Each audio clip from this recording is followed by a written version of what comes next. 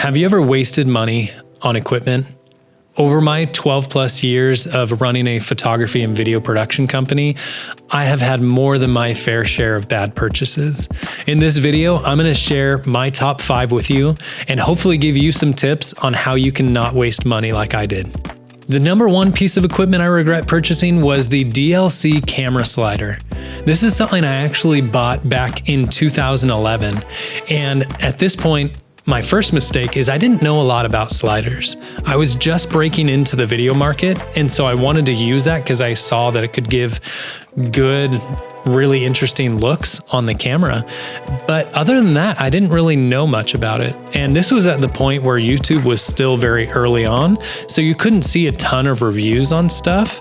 But when I bought that, I thought it was decent, and then I realized it was very shaky. It was hard to keep stable. Instead of using bearings, it used little silicone or plastic rings, and it just wasn't well built. And the reason I bought it was because it was cheap. Another thing that you should be wary of is buying equipment from a no-name brand. Not everything needs to be name brand, but if you're buying a camera or lighting or something like that, and that equipment malfunctions or breaks, you need to have a company that has good customer service to actually help you solve that problem, or else you're just going to deal with a lot of headaches. The second piece of equipment we regret buying is the Sachtler, I don't know how to say it, but the Sachtler Audio Bag. And the reason we regret buying this is we should have just rented it. This is one of those pieces of equipment that has just sat on my shelf for years and years, never to be used again. There's pieces of equipment that we think we need to have. And for this instance, I had a shoot where we needed to do audio wirelessly. We needed to have someone with a boom mic over the talent and walking around to different scenes.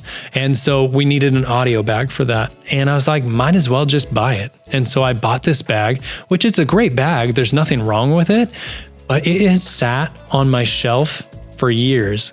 I've maybe picked it up once other than that. And so you need to think about, is this something that I'll actually use on a continual basis? The last 3 pieces of equipment that I regret purchasing were all basically trying to solve one similar problem, which was I wanted to have 4K 10-bit footage that was 60 frames per second or higher on a gimbal. At the time, there weren't many options out there. This wasn't very common unless you wanted to spend a lot of money more on a RED camera. What I did have was a Sony FS5 camera that recording externally could get that resolution and bitrate, but it was large and heavy.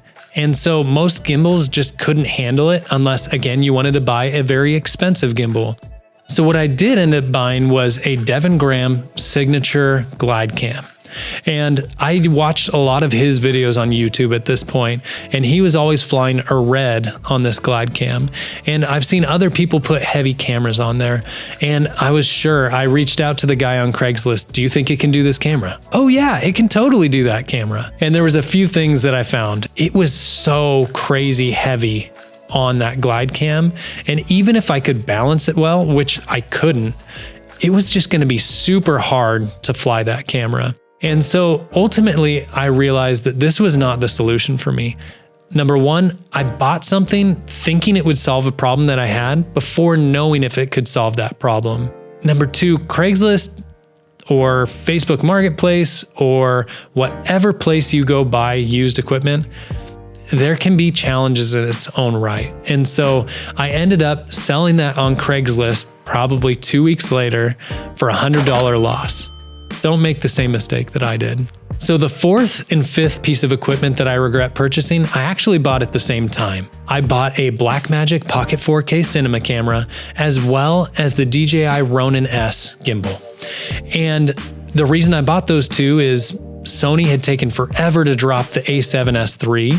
And right when I was buying it, they had just dropped it. But at that point, it seemed like you could only get the footage that you needed out of that camera on very expensive media that just didn't seem worth it.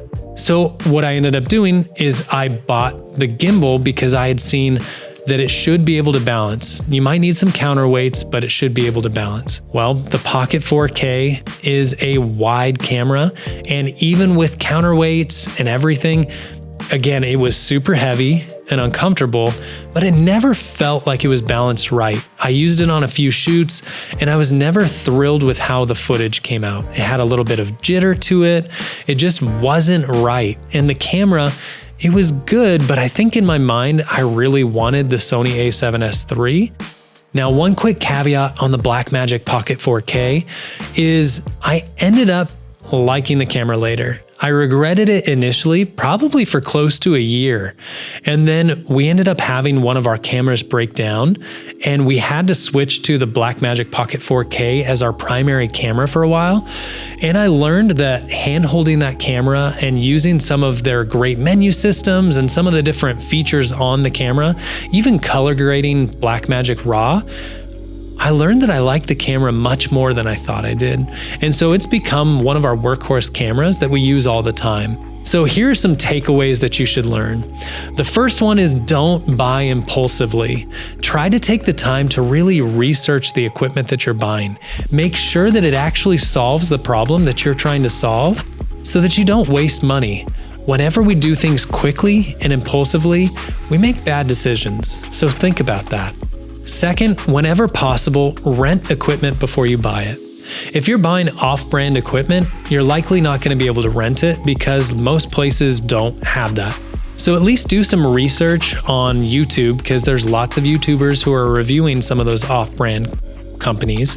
But you want to take the time to rent it if possible because you can then put it through its paces and see if it's going to solve that problem before just buying it and regretting that purchase. One other quick takeaway that you want to think about is when you buy equipment, you need to make sure that it's something that will bring value to your business and to your clients. And the last takeaway I have for you is if you can't return the equipment, let's say the return policy is ended or you can't return it to the company for whatever reason, try to sell it as quickly as possible. The longer you have that piece of equipment, the lower the value is going to be, especially for cameras. Take the Sony a7S III, for example. Let's say I didn't want that anymore. Well, if I don't sell it before they come out with the a7S IV, that camera is going to drastically drop in its resale value. I know it can be tempting to buy lots of equipment. We are constantly barraged with a wide variety of new equipment coming out, and everyone says this is the camera or this is the light that you need to create great videos. Think what you actually need, and then save that money and put it into actually growing your business in another area.